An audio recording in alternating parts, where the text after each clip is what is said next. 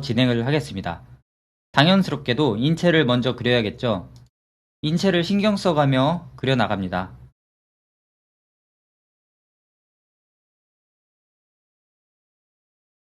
저는 정리를 잘 안하고 주변이 항상 지저분한 편이에요. 그림에서도 그게 보이죠. 선도 깔끔하게 못 그리고요. 그리고 성격도 급해서 선이 정리되기도 전에 색을 바르곤 하죠. 스케치는 정말 필요로 하는 부분만 하는 편이긴 해요. 그래도 시연용 그림이니까 평소보다 조금은 디테일하게 그리고 시작을 해볼까 합니다.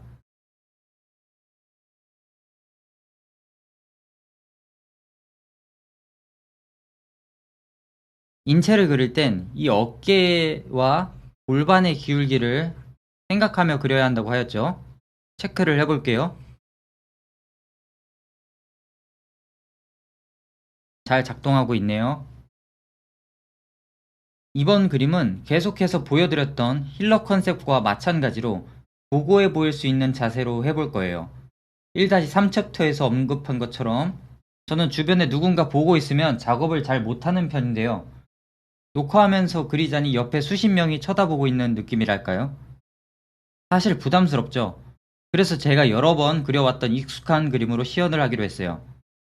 그리고 제가 멀티태스킹이 안 돼서 선 녹화 후 설명을 하고 있습니다.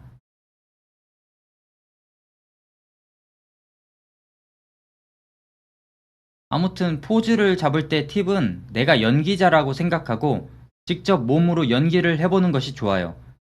가령 사이코패스 캐릭터를 그린다면 내가 정말 사이코패스가 됐다고 생각하고 혹은 영화 같은 데서 나오는 사이코패스 연기를 생각하며 몸으로 표현해보는 거예요. 다만 여기서 조심해야 할 건 너무 과한 포즈는 컨셉 아트로 부적격하다는 거예요. 표정과 포즈에서 캐릭터성을 보여줄 수 있되 과한 포즈와 구도로 디자인을 잘 안 보이거나 가려지게 해서는 안 된다는 것이죠. 제가 이 포즈를 좋아하는 이유는 상하좌우로 쭉쭉 뻗어서 존재감이 살아있다고 해야 하나요? 그래서 자주 그리는 구도와 포즈입니다. 인체를 어느 정도 진행하면서 의상도 함께 구상합니다. 자료를 모아두고 감상을 많이 했다면 자연스레 영감도 떠올랐을 거예요. 최소한 어떻게 시작해야겠다는 방향은 잡혔겠죠. 부담 없이 디자인을 시작해봅니다. 실루엣이 중요하다고 말했었죠. 실루엣 위주로 크게 디자인을 해줍니다. 디테일은 고려하지 않아요. 실루엣은 평소에 멋지다고 생각했던 제복이나 롱코트 등에서 영감을 얻을 수 있고요. 과하지 않도록 현실에 있을 법하게, 영화에 나올 법하게 작업해줍니다. 심플하게, 베이직하게 구성하는 것이 좋아요.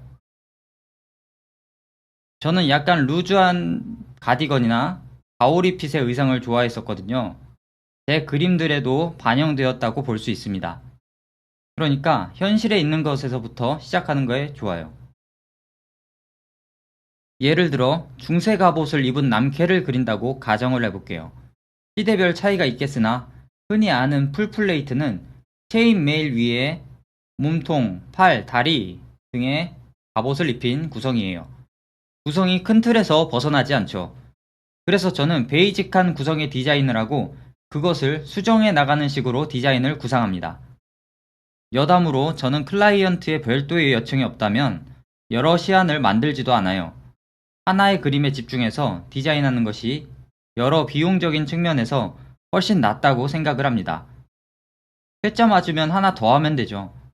처음부터 대여섯 개씩, 심지어 10개씩 시안을 짤 필요는 없다고 생각을 해요. 뭐 제 생각입니다. 다만 상사가 하라면 해야죠.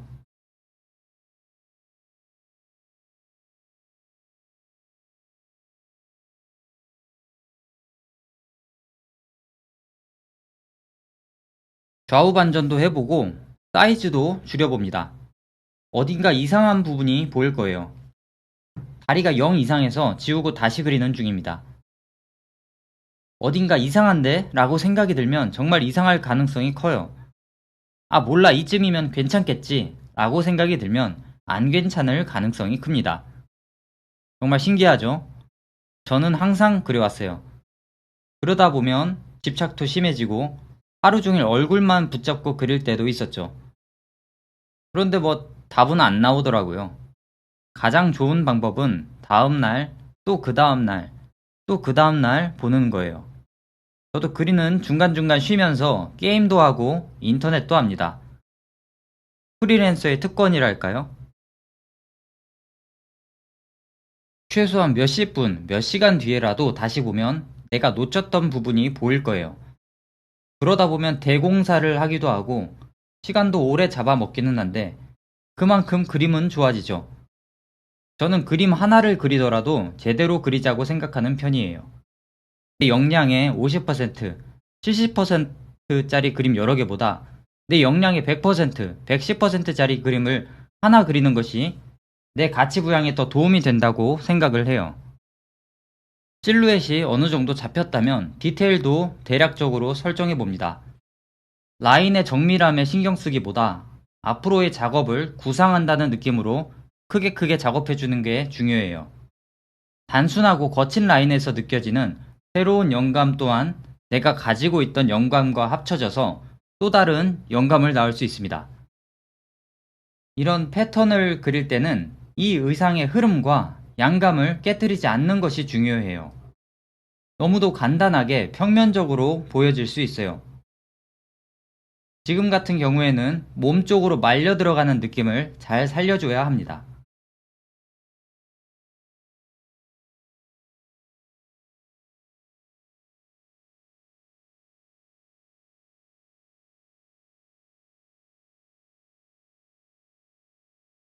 디테일을 쭉 그립니다. 이 다각형 요소들이 전체적으로 들어갈 거예요.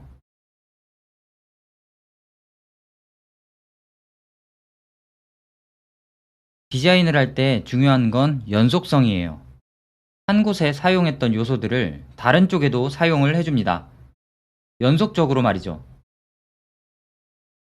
다른 요소를 의도적으로 충돌시켜서 시선을 끄는 것도 좋지만 저는 즐겨하지는 않아요.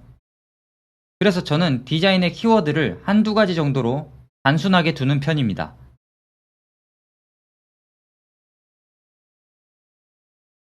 상체와 삼각형의 집합인 카라 부분에 디자인 요소를 전부 몰아줄 거예요.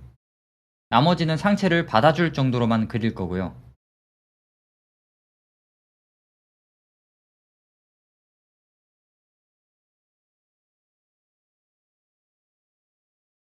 패턴을 계속 그려주고 있습니다. 옷 주름을 고려해서 그려야 하는데 어렵네요. 채색하면서 고생 많이 할 것 같습니다. 채색하면서 양감을 잡아주고 패턴을 다시 그려야 할 것 같아요. 그래서 그냥 적당히 그려주겠습니다.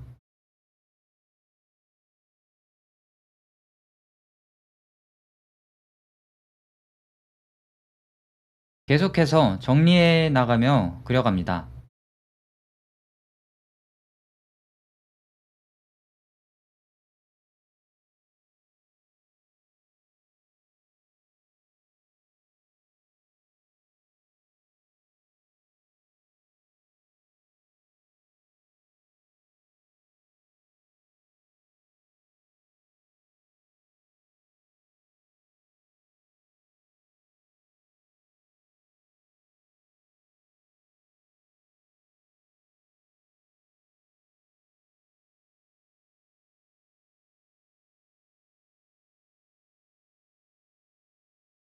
어느 정도 진행이 되었다면 밑색을 깔아봅니다.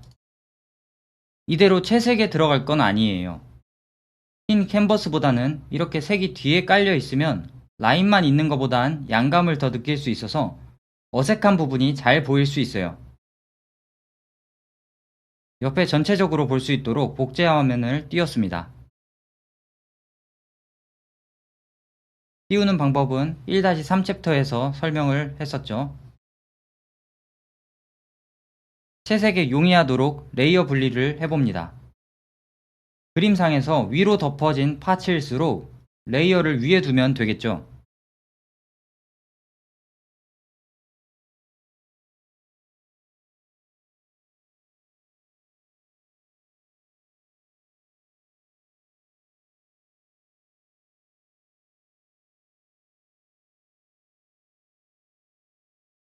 구상을 했던 색감도 발라봅니다.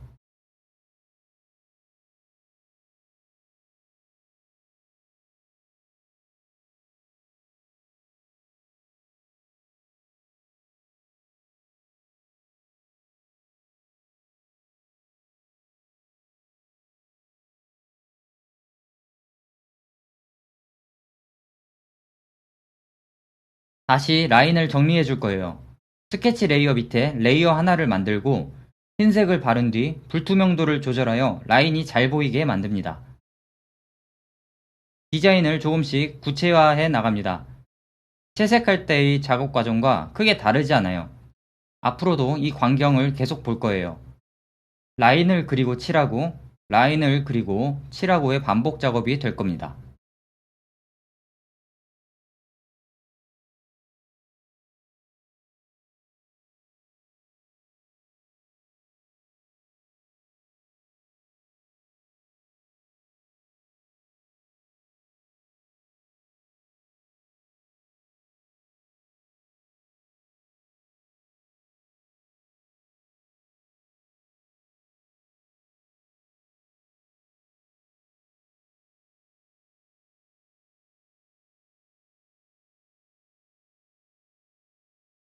저는 지금 이 스케치에 3, 40분 정도 할애를 했어요. 평소엔 몇 시간씩 하기도 하는데요. 보는데 지루하면 어쩌나, 영상이 너무 길면 안 되는데 어쩌지? 라는 생각에 조금 급히 그렸습니다.